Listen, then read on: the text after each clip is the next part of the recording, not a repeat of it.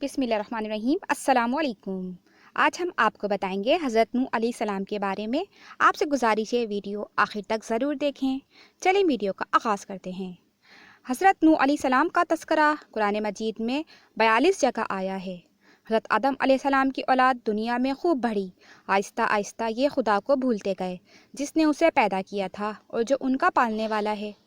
وہ شیطان کے بہکانے میں آنے لگے جس نے حضرت آدم علیہ السلام کو بھی بہکا کر جنت سے نکلوا دیا تھا۔ شیطان کے بہکائے میں آ کر یہ لوگ بتوں، آگ، سورج وغیرہ کو پوجنے لگے اور ایک خدا کے بجائے مٹی، پتھر کے بہت سے خدا بنا لیے۔ اپنے ہاتھ سے اپنا خدا بناتے اور پھر ان سے مانگتے، حالانکہ یہ مٹی اور پتھر کے خدا اپنے لیے کچھ بھی نہیں کر سکتے تھے تو ان کے لیے کیا کرتے۔ اللہ تعالیٰ نے جو اپنے بندوں سے بڑی محبت رکھتا ہے اس کو کبھی گوارا نہیں کہ اس کے بندے شیطان کے بہکائے میں آ کر اللہ کے علاوہ کسی اور کی عبادت کرنے لگے اور اس کی سزا میں مرنے کے بعد دوزخ میں جلیں۔ اللہ تعالیٰ نے حضرت نوح علیہ السلام کو اپنا نبی بنا کر بھیجا۔ اس زمانے میں لوگوں کی عمریں بہت بڑی ہوتی تھیں۔ حضرت نوح علیہ السلام 950 سال تک اپنی قوم میں واس کرتے رہے کہ اے لوگو، صرف ایک اللہ کی عبادت کرو اور میرا کہا مانو، وہ تمہارے گناہ بخش دے گا۔ لیکن لوگوں نے حضرت نوح علیہ السلام کی باتوں کو نہ مانا اور اپنے کانوں میں انگلیاں دے لیں اور کپڑے اوڑھ لیے تاکہ حضرت نوح علیہ السلام کی آواز کانوں تک نہ پہنچے۔ حضرت نوح علیہ السلام ہمت نہیں ہارے اور برابر سمجھاتے رہے، کہتے رہے کہ اے لوگو، اللہ سے معافی مانگو، وہ بڑا معاف کرنے والا ہے۔ وہ تم پر آسمان سے بارش برسائے گا کہ تم خوب اناج پیدا کر سکو اور اس کے ذریعے سے بڑے بڑے باغ پیدا کر دے گا، ان میں نہریں پیدا کرے گا، تمہیں مال و دولت دے گا اور بیٹے دے گا۔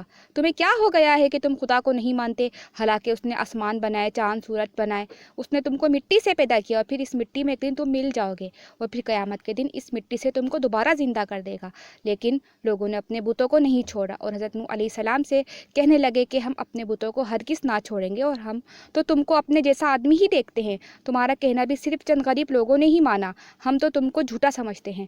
حضرت نوح علیہ السلام نے کہا کہ اے میری قوم، میں تم کو جو نصیحت کرتا ہوں اس کے بدلے تم سے کوئی مال و دولت نہیں چاہتا، اور جو غریب آدمی مسلمان ہوئے ہیں اور اللہ پر ایمان لائے ان کو میں اپنے پاس سے تمہارے کہنے سے نہیں نکالوں گا۔ اگر میں ان کو اپنے پاس سے نکال دوں تو خدا کے عذاب سے مجھے کون بچائے گا، اور اگر میں ایسا کروں تو بہت نا انصاف ہو جاؤں گا۔ ان کی قوم کے لوگوں نے کہا کہ اے نوح علیہ السلام، تم نے ہم سے جھگڑا بہت کر لیا، اگر تم سچے ہو تو جس عذاب سے تم ہم کو ڈرا رہے ہو وہ لے آؤ۔ حضرت نوح علیہ السلام نے کہا کہ جب اللہ پاک چاہیں گے عذاب لے آئیں گے۔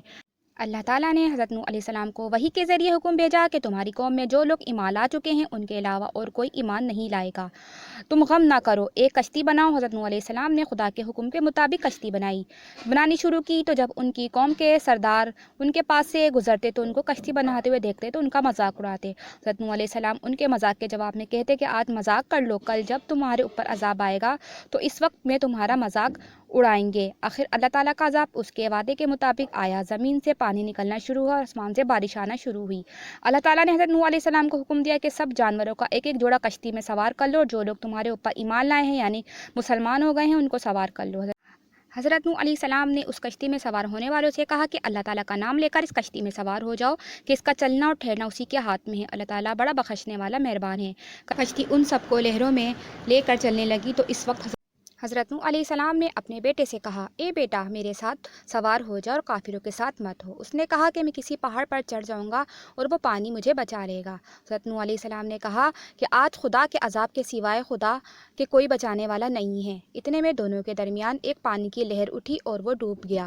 پھر اللہ تعالیٰ نے زمین کو حکم دیا کہ اپنا پانی نگل جا اور آسمان کو بھی حکم دیا کہ پانی برسانا بند کر دے، یہاں تک کہ پانی خشک ہو گیا اور تمام کافر دنیا میں ختم کر دیے گئے۔ حضرت نوح علیہ السلام کی کشتی کوہ جودی پر ٹھہری۔ حضرت نوح علیہ السلام نے اپنے پروردگار سے عرض کیا کہ اے میرے پروردگار، میرے رب، میرا بیٹا بھی میرے گھر والوں میں سے ہے اور آپ کا وعدہ سچا ہے۔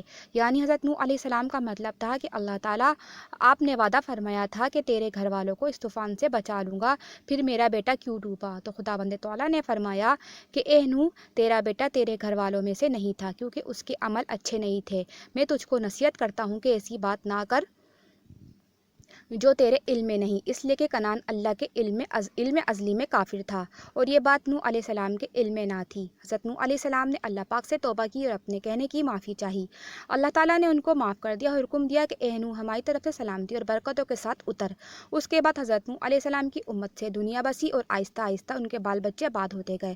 یہ سب لوگ خدا تعالیٰ کی اطاعت کرتے رہے، زمانہ گزرتا گیا اور آہستہ آہستہ شیطان نے پھر بہکانا شروع کیا تو یہ لوگ خداوند تعالیٰ کو بھولنے لگے۔ حضرت نوح علیہ السلام جو اللہ تعالیٰ کے اتنے بڑے پیغمبر تھے، اپنے بیٹے کو اس کے برے کاموں کی وجہ سے اللہ تعالیٰ کے عذاب سے نہ بچا سکے۔